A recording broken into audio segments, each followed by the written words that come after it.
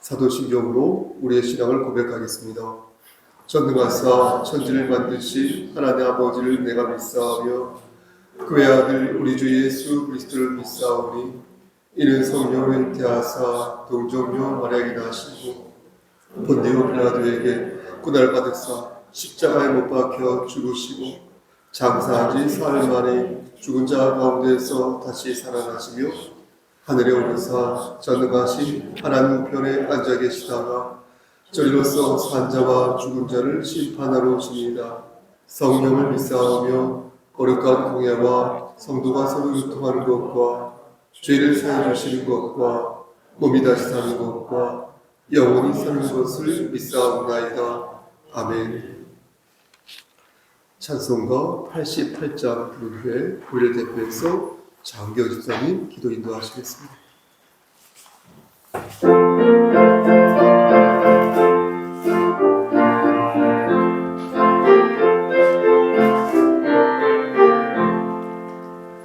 내 진정 사랑하는 친구가 되신 우주 예수님 나를 나오라 산 밑에 가까워 빛나는 새벽을 주님 경험할 때 아주 없구나 내 맘이 아플 적에 너를 원하시며 나를 내 좋은 친구야 주는 저 산 밑에 빛나는 새벽을 이 땅 위에 이룰 곳이 없구나 내 맘에 모든 영광 이 세상 무엇도 주님 항상 같이 보여주시고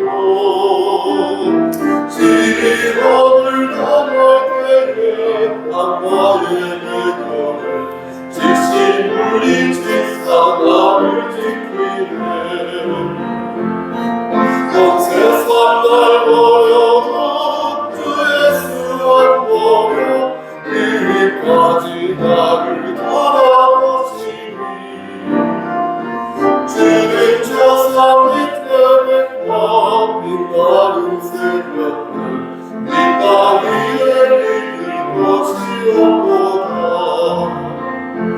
내 맘을 다하여서 주님을 따르 길이 나를 사랑하이니 물물이 그려 잡고 보는데 주는 높은 세상 내만 계시나 내가 못 받으시네 너를 누리고 너같이 내 필요함을 주는 저 산 밑에 빛나는 새벽을 이 땅 위에 이룰 곳이 없구나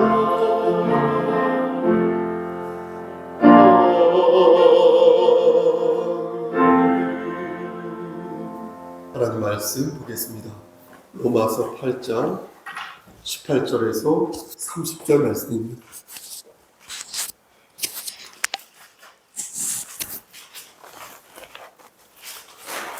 로마서 8장 18절에서 30절 제 성경으로 신약성경 249쪽입니다. 교독 후에 합독하겠습니다. 생각하건대 현재의 고난은 장차 우리에게 나타날 영광과 비교할 수 없도다.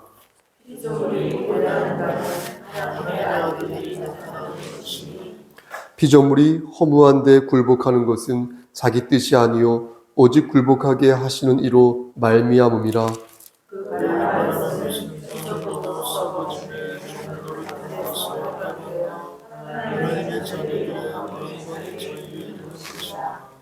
피조물이 다 이제까지 함께 탄식하며 함께 고통을 겪고 있는 것을 우리가 아느니라.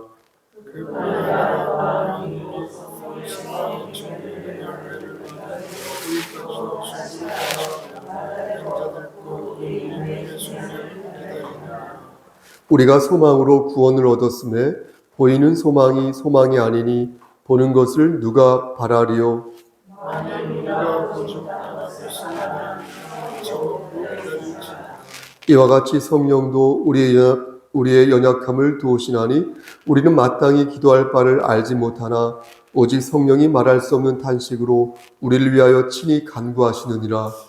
마음을 섞으시라 성령의 생각하시니 성령이 하나님의 뜻대로 우리를 하여 가르치시라.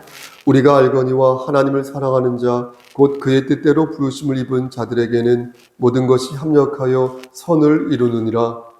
하나님이 하신 자가 하나님의 공사를 위하여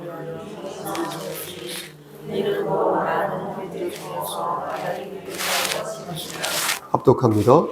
또 미리 정하신 그들을 또한 부르시고 부르신 그들을 또한 의롭다 하시고 의롭다 하신 그들을 또한 영화롭게 하셨느니라. 아멘. 하나님, 이 시간 간절히 바라고 하는 것은 장기원 집사님과 우리 김기태 형제와 우리 민선 양과 우리 연우를 위해 기도합니다. 하나님, 이 가정을 반듯하게 세워주시사 하나님께서 정하신 그 때에 아름답게 사용되어질 수 있도록 하시고 특히 우리 장기원 집사님에게 함께 하시사 영육의 강건함을 허락하여 주시고 그의 든든하고 단단한 아버지 오장육부를 하나님께서 허락하시사 건강한 상태에서 하나님의 일을 잘 감당할 수 있도록 하나님 도와주시옵소서. 그가 하는 모든 일들과 간청하는 기도 제목들이 하나님의 필연적인 뜻 안에서 주의 긍휼하심 안에서 열매 맺을 수 있도록 주여 축복하여 주시옵소서. 이 시간 하나님 말씀을 대언하고자 합니다. 잘 전할 수 있도록 도와주시옵소서. 예수님의 이름으로 기도하였습니다. 아멘. 여러분, 한번 상상해 보십시오. 2000년 전에 살았던 사도 바울이 지금 여러분들 앞에서 이렇게 강설하려고 할 때 그 바울 선생님은 어떤 말씀을 전하였겠습니까? 당연히 자신이 만난 예수 그리스도에 관한 말씀을 여러분들에게 전할 것입니다. 그럼 바울은 아마도 머릿속으로 생각할 것입니다. 보통 20분에서 25분 정도의 말씀을 전하려면 어느 정도의 형식을 갖추어야 효과적으로 말씀을 전할 수 있기에 이 사도 바울은 나름의 글쓰기와 나름의 말하기에 궁리를 하였을 것입니다. 로마서 8장도 그런 말씀에서 기술되었다고 보시면 될 것 같습니다. 여러분, 로마서 8장 1절 말씀을 보시겠습니까? 1절 말씀 보면 맨 앞에 어떤 단어가 있습니까? 그렇죠. 헬라어 아라라고 하는데 그러므로라는 단어가 있습니다. 그러므로라는 접속사가 있죠. 그러니까 바울이 이 단어를 쓴 이유는 8장 말씀이 앞에 7장 말씀과 연결이 된다는 뜻이 되겠습니다.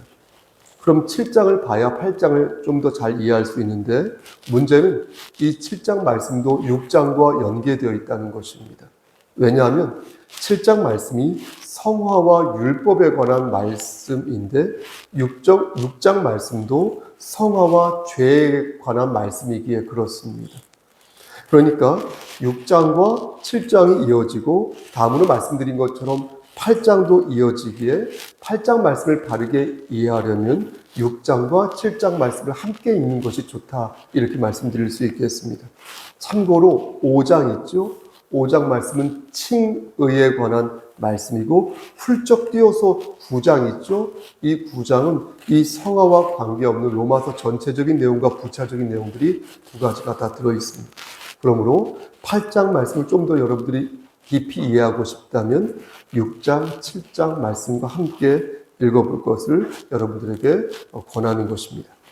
8장 말씀도 앞의 장처럼 성화에 관한 말씀을 하고 있는데 여기에 덧붙여 성화와 성령에 관한 말씀을 하고 있습니다. 저는 우선 오늘 어떻게 말씀을 전할 거냐면 우선 이 8장에 관한 개요를 여러분들에게 말씀드리고 나서 18절부터 30절까지에서 말씀하는 것들 핵심 사항이 있겠죠? 그 메시지를 중심으로 여러분들에게 말씀을 전할 것입니다. 그럼 시작하겠습니다. 8장 말씀은 크게 4개의 단락으로 나누어져 있습니다. 먼저 1절부터 11절까지로 첫 단락을 나눌 수 있는데요.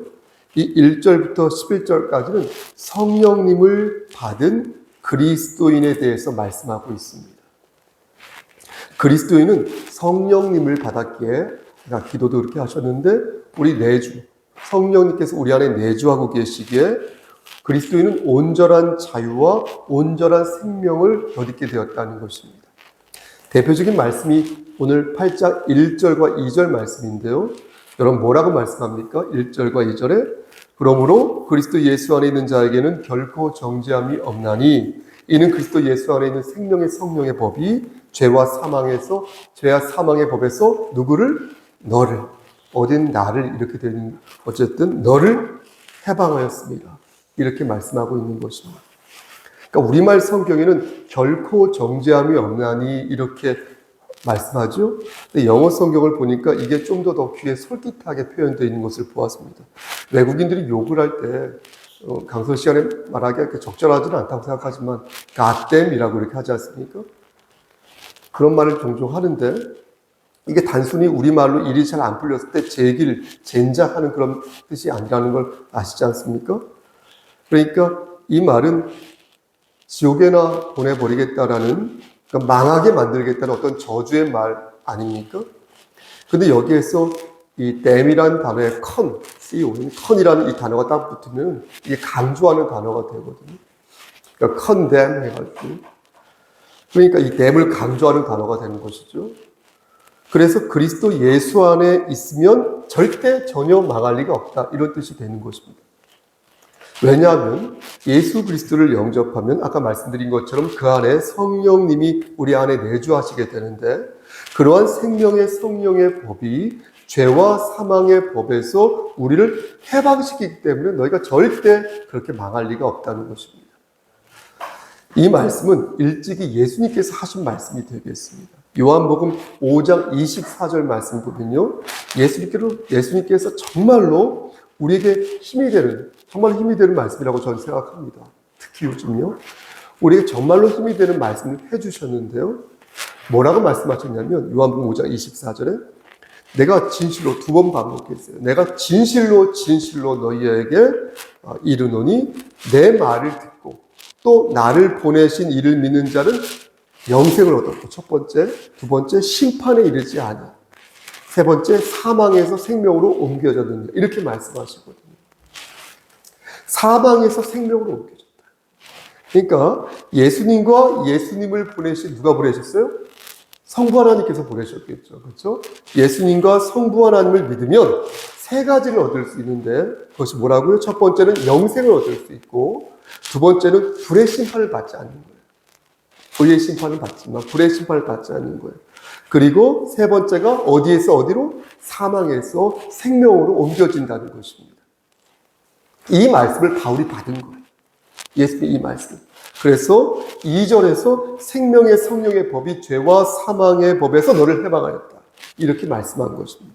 그러므로 우리는 예수님의 이 말씀을 믿고 예수님을 보내신 하나님의 말씀을 믿어야 한다는 것입니다.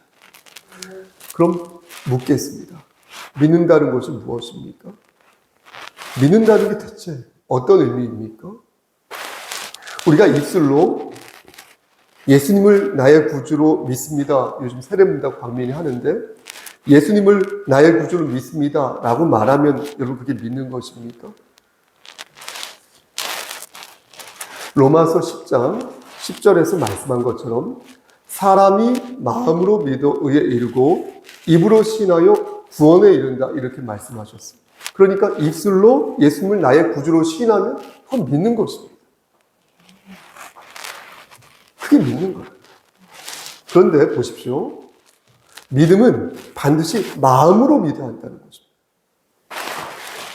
믿음은 반드시 마음으로 믿어야 하고 또 입술로 시인할 수 있어야 한다는 것입니다. 마음으로 믿는다는 것은요, 무슨 뜻이냐면 하나님께서 나에게 역사하시는 그 힘이 다른 곳에 있지 않고 내 마음에 있다는 거예요. 그 힘이 내 마음에서 발동할 때 내가 누구를 보증하여 나의 빚을 갚을 수 있는지를 안다는 거예요. 그렇게 분명히 알 수 있다는 것이에요. 내가 예수 그리스도로 말미암아 나의 죄가 사하여졌음을 믿는다는 거예요. 그것이 이루어지는 장소가 내 머리라는 거예요. 내 마음이라는 거예요. 그러므로 마음은 말씀드린 것처럼 곧 우리의 머리가 되는 것이죠. 진리가 무엇인지를 정확히 알아야 되기 때문에, 그리고 진리에 대해서 동의해야 되기 때문에, 그리고 진리를 우리는 신뢰해야 되기 때문에 그런 마음을 갖는 것이 바로 무엇이다? 마음으로 예수를 믿는 것이다. 이 믿음은 에베소서 2장 8절에서 말씀한 것처럼 나에게서, 우리에게서 난 것이 아니라 하나님께서 우리에게 주신 무엇이다? 선물이다라는 거예요. 그럼 입술로 시인하는 것은 무엇입니까? 반드시 시인해야 돼요. 입술로. 마음으로 믿는데 입술로 시인하지 않는다? 그건 모순입니다. 그럼 입술로 시인하는 게 뭐예요? 우리가 예수 그리스도를 진리로 알아서 진리에 동의하고 진리를 신뢰한다고 말하면서 여러분 보십시오. 사람들 앞에서는 1절 안 그래요. 만약에 사람들 앞에서는 예수를 신뢰하지 않는다고 말해요. 예수에 대한 예자도 얘기를 안 해요. 그럼 그게 진짜 믿음이냐라는 것입니다. 정말로 마음으로 예수 그리스도를 믿는 사람은 자신에게 불이익이 와도 예수를 믿는다고 말해야 하고, 많은 사람의 이목이 두려워도 끝까지 예수 그리스도의 복음을 선포해야 한다는 것이에요. 그렇게 하지 않고 만약 골방에서만 예수를 찾아요, 예배당 안에서만 예수를 찾아요, 목사 앞에서만 예수를 찾아요, 진정 믿음을 가진 자가 그럴 때 상당히 의심스럽다는 것입니다. 입으로 신하여 구원에 이른다는 말씀은 어떠한 탄압과 어떠한 고난 앞에서도 끝까지 하나님의 주권을 표명할 수 있어야 한다는 거예요. 그게 진짜 믿음이라는 것입니다. 우물쭈물하지 말고, 우물쭈물할 때가 있고 그렇지 않을 때가 있는 것이죠. 사랑하는 성도 여러분, 믿음이란 마음으로 믿고 입으로 신해야 진짜 믿음이라는 사실을 꼭 기억하시길 바라겠습니다. 여기 한 가지만 덧붙이겠습니다. 한 가지를 덧붙여서 믿음이 무엇인지 우리 주 예수 그리스도께서 말씀을 추가로 해주셨습니다. 요한복음 5장 24절 말씀과 비슷한 요한복음 8장 47절에서 이렇게 말씀하셨습니다. 요한복음 8장 47절 제가 한번 읽어보겠습니다. 하나님께 속한 자는 하나님의 말씀을 듣나니 너희가 듣지 아니함은 하나님께 속하지 아니하였습니다. 여러분 무슨 뜻입니까? 하나님의 말씀을 들어야 한다는 것이에요. 예? 하나님께 속한 자는요 반드시 하나님의 말씀을 들어야 한다는 것입니다. 진리를 말하지 않으면, 제가 진리를 말하지 않으면 여러분 안 들으셔도 돼요. 귀를 닫으시고 들을 필요가, 들어서는 안 되죠. 하지만 진리를 말하면, 주의 종이 진리를 말하면 그 말씀을 반드시 들어야 한다. 엇거심정이 있어도, 기분이 안 좋아도, 마음에 안 들어도 무조건 들어야 한다. 하나님께 속한 자는 반드시 예수 그리스도를 전하니 너희가 진정 하나님께 속한 자라면 하나님 말씀을 반드시 들어야 한다는 것입니다. 그러므로 믿음이 무엇인지 알고 싶다면 그가 듣는 게 무엇인지를 보면 알 수 있다는 것입니다. 그러니까 진리 되시는 예수 그리스도의 복음을 들으면 그는 하나님께 속한 자로서 믿음이 있다 하겠지만, 만약 예수 외의 복음을 들어요, 예수 외의 것을 진리라고 말해요, 하나님께 속한 자가 아니다, 마귀에게 속한 자다, 이렇게 말씀드릴 수 있겠습니다. 그러므로 믿음이 뭡니까? 이렇게 누군가 여러분들에게 묻는다면 예수 그리스도가 진리입니다, 그것이 믿음입니다 라고 말하면 완벽한 답을 할 수 있는 것입니다. 우리는 하나님께 속한 자로서 진리를 전파하고 진리를 사수하는 데 최선의 노력을 다해요. 그리고 진리를 전하는 주의 종의 입술을 통해서 진리의 영이 한결같이 제가 그렇게 전하도록 여러분들을 간구해야 하는 것입니다. 우리 안 목사님이 그렇게 전하도록, 주일학교 어린이들, 청년들에게 우리 김한종 목사님이 전하도록. 여러분 대표 기도하잖아요. 왜 대표 기도할 때 말씀을 전하는 목사를 위해서 기도합니까? 매번 그렇게 하시잖아요. 이유가 여기 있는 것입니다. 쓸데없는 얘기 하지 말라는 거죠. 그 목사가 진리의 영으로 진리를 전하기를 바라는 마음에 그렇게 간청하는 거 아니겠습니까? 이제 두 번째 단락을 보겠습니다. 두 번째 단락은 여러분 보십시오. 12절부터 17절까지의 말씀인데 12절부터 17절이요. 하나님의 자녀들은 기쁜 삶을 살 수 있는데 그 이유가 하나님께 상속을 받았기 때문에 이렇게 말씀합니다. 그러니까 우리가 하나님을 아버지라고 부를 수 있는 이유는 우리가 하나님의 양자가 되었기 때문인데 양자가 되면 성령의 보증을 받을 수 있다는 거예요. 그래서 구속의 날까지 인침을 받을 수 있다는 것입니다. 양자가 되면 앞에서 말씀드린 것처럼 하나님을 아버지라고 부를 수 있다는 거예요. 그리고 이로써 자식이 누릴 수 있는 온갖 특권을 다 누릴 수 있다는 것이죠.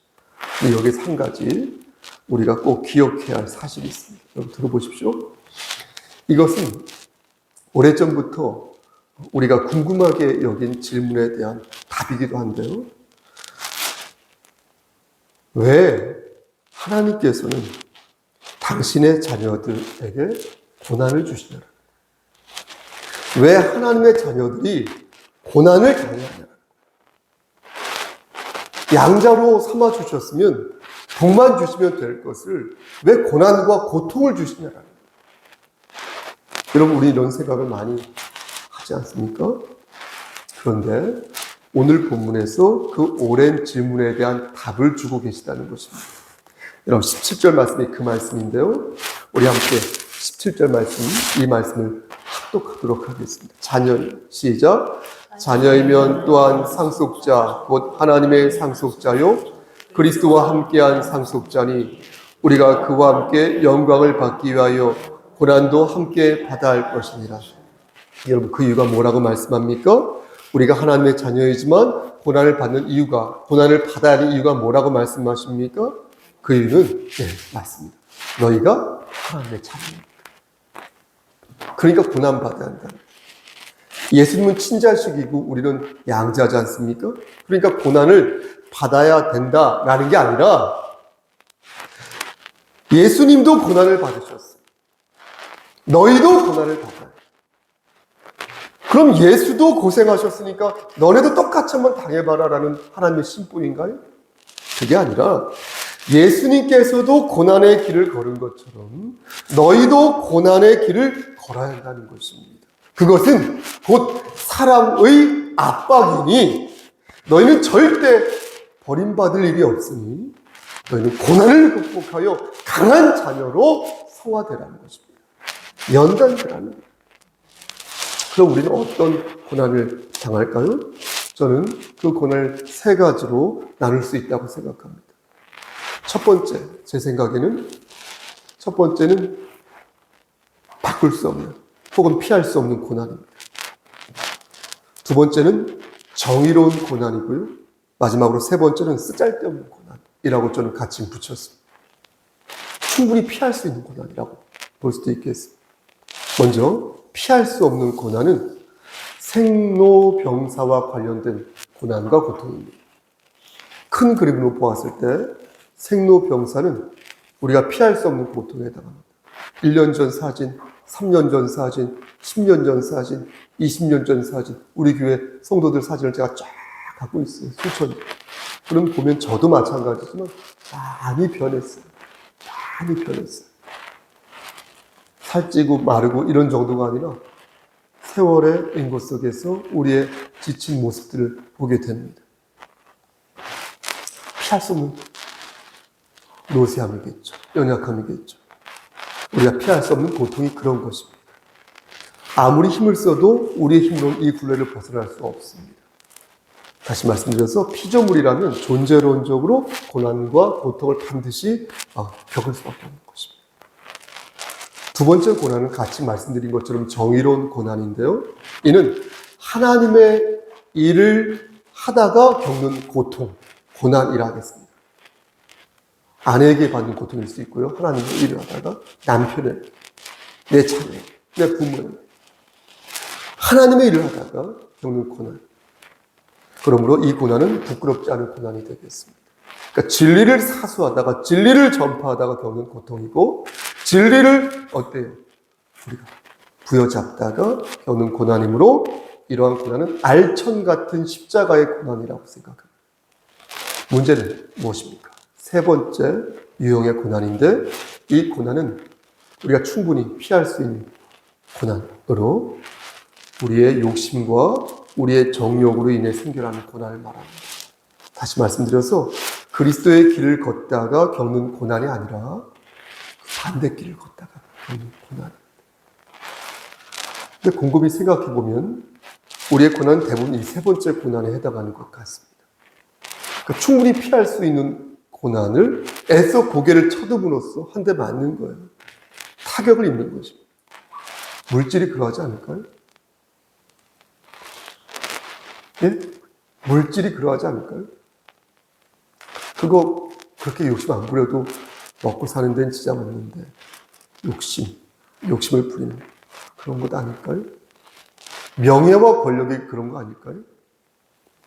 굳이 그 명예 필요 없고 그 칭찬, 그 박수, 그 인정 안 받아도 되는데 그런 거 아닐까요?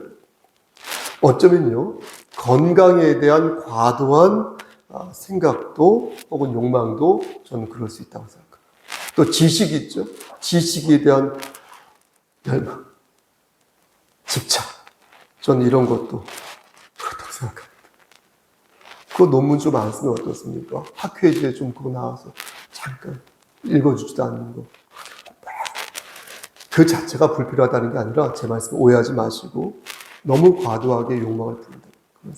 그러니까 충분한데 남과 비교하는 순간 자신은 여실히 부족한 자가 된다는 거죠.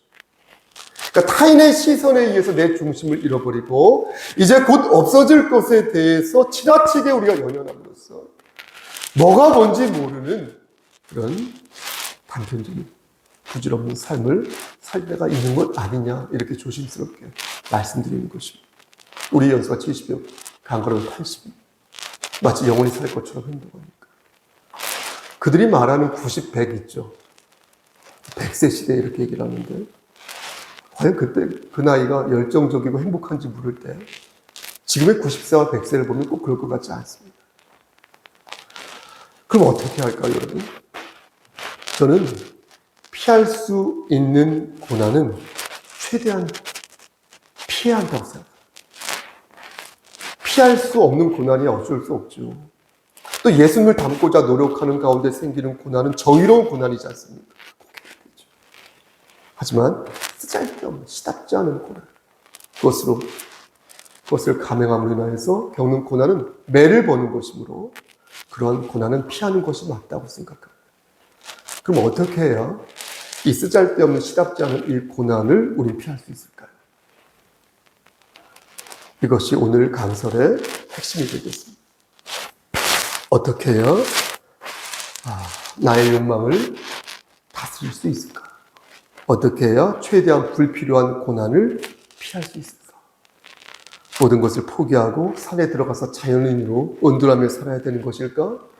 아니면 정치, 사회, 경제, 문화, 역사 이런 것들과 담을 쌓고 거리를 두고 그런 일을 아예 상종하지도 말아야 되는 것일까? 아마도 하나님께서는 우리가 그렇게 사는 것을 원치 않으실 것입니다. 왜 그렇습니까? 왜냐하면 진리를 수호하고요. 여러분 잘 들으셔야 돼요. 진리를 수호하고요. 진리를 전파하는 일은요. 우리가 서 있는 그 자리에서요. 우리가 해야 할 일이기 때문에 그런 것입니다. 삶의 현장을 외면하고요. 특정 공간에 갇혀서요. 하나님 나라를 외친다면요. 그것은 하나님의 자녀로서의 결코 지혜로운 행동이 아니기 때문에 그렇습니다. 한 번 더 강조하지만 하나님께서 우리에게 원하시는 것은 사마리아 땅 끝까지 이르러 복음을 전하는 것이지 아무것도 하지 않고 은둔형 인간이 되어서 사는 게 아니라는 거예요. 그럼 다시 묻는 것입니다. 우리는 어떻게 해야 이 불필요한 시답지 않은 고난을 줄일 수 있을까요? 완전히 없앨 수는 없어도 어떻게 해야 줄일 수 있을까요? 어떻게 해야 하나님이 원하시는 양자의 삶을 살 수 있을까요? 그 답이 오늘 본문에 나오는데 이 말씀이 8장의 세 번째 단락이 되겠습니다. 그리고 26절부터 끝까지의 말씀이 네 번째 단락인데 이 말씀은 세 번째 단락과 네 번째 단락이 긴밀히 연결되어 있습니다. 그러니까 세 번째 단락과 네 번째 단락의 내용을 한마디로 묶어서 말씀드리면 그리스도 안에서, 예수 그리스도 안에서 꿋꿋하게 인내하며 살라, 이 말씀인 것입니다. 그럼 어떻게 고난을 견디면서 꿋꿋하게 인내하며 살 수 있습니까? 사도 바울은 18절 있죠. 18절과 30절 말씀에서 그 방법을 제시합니다. 우리 함께 18절과 30절 말씀을 읽으면서 공통으로 나오는 단어 하나를 찾아보겠습니다. 그 단어가 고난을 극복하는 방법이니 그 단어를 찾으시면 되겠습니다. 먼저 18절 생각하건대, 시작. 생각하건대 현재의 고난은 장차 우리에게 나타날 영광과 비교할 수 없도다. 30절입니다. 시작. 또 미리 정하신 그들을 또한 부르시고 부르신 그들을 또한 의롭다 하시고 의롭다 하신 그들을 또한 영화롭게 하셨느니라. 여러분 혹시 찾으셨습니까? 현재 우리의 고난을 최소화할 수 있는 혹은 극복할 수 있는 방법을 찾으셨습니까? 바울은 하나님의 말씀을 전하면서 고난에 직면한 여러 지체들을 보았을 것입니다. 그렇지 않았겠습니까? 예수 그리스도를 닮으려다가 불이익을 당하는 그런 형제를 보았을 것이고 복음을 전하다가 순교를 하는 지체들을 보았을 것입니다. 굳이 하지 않아도 될 것을 열심히 하면서 끝가운데 없는 욕망의 늪에 빠진 그리스도인들을 또한 보았을 것입니다. 그리고 그 모습 속에서 사도 바울은 자신의 곤궁한 모습을 또한 발견했을 것입니다. 그때 바울은 생각했습니다. 어떻게 해야 이 고난을 극복할 수 있을까? 어떻게 해야 필요한 고난은 내가 경험하고 필요하지 않은 고난은 내가 떨쳐버릴 수 있을까? 사도 바울은 그것을 영광이라고 생각했어요. 영광. 하늘의 영광이 현재의 고난을 극복할 수 있는 방법이라고 생각했습니다. 그래서 18절 말씀에 영광이란 단어를 쓰고 30절 뒤에도 영광에 이르는 영화의 삶이라고 표현한 것입니다. 현재의 고난은 장차 나타날 영광과 비교할 수 없으니 너희는 그 영광을 생각하여 너희는 그 영화를 생각하여 지금의 그 고난을 극복하라는 것입니다. 병든 자가 영광을 생각하고 가난한 자가 영화를 생각하고 고난받고 억압받는 자가 하늘에서의 삶을 생각할 때에 이 위기와 고난을 극복할 수 있다는 것입니다. 사랑하는 성석교 성도 여러분, 말씀 마칩니다. 저와 여러분은 어떻습니까? 늘 고대. 지금 내가 겪고 있는 이 어려움 있잖아요. 여러분이 겪고 있는 고통, 고난, 제가 속뜻들이 알 수 없지만 여러분 스스로 아시지 않습니까? 내가 겪고 있는 이 고통, 내가 겪고 있는 이 고난, 시련, 어려움, 참담함, 무기력함, 막막함 있지 않습니까? 그 많은 어려움 속에서 하나님이 나를 건져주시기를 고대한다는 거예요. 하지만 우리는 그 전에 내가 갖고 있는 이 고난이 진정 어떤 고난인지를 살펴봐야 한다는 것입니다. 진리를 지키려다가 겪는 고난이라면 그 십자가를 우리가 달게 져야 할 것이고, 나의 정욕을 위해 쓸데없이 내가 선택한 고난이라면 보다 신령한 것을 사모하는 쪽으로 나아가 불필요한 이러한 요소들을 과감하게 내려놓을 수 있어야 한다는 것입니다. 그래서 그 고난과 불필요한 걱정을 정리할 필요가 있다는 것입니다. 여러분들은 지금 어떤 고난에 직면했습니까? 피할 수 없는 생로병사의 고난입니까? 아니면 하나님을 위해 몸부림치다가 직면한 십자가의 고난입니까? 아니면 정욕으로 가득 찬 부질없고 허망한 그런 고난입니까? 바라건대 부르심을 입은 자답게 필요한 고난을 챙기시고 필요하지 않은 고난은 버리시기를 축원합니다. 장차 나타날 영광을 생각하여서 신령하지 않은 고난은 과감하게 내려놓으시고 하나님을 기쁘시게 하는 십자가의 고난을 꽉 채우시기를 소원합니다. 그러한 삶을 사시기를 주님의 이름 받들어 간절히 축원합니다. 아멘. 기도하십니다. 하나님, 필요한 고난은 챙기고 필요하지 않은 고난은 버리기를 소원합니다.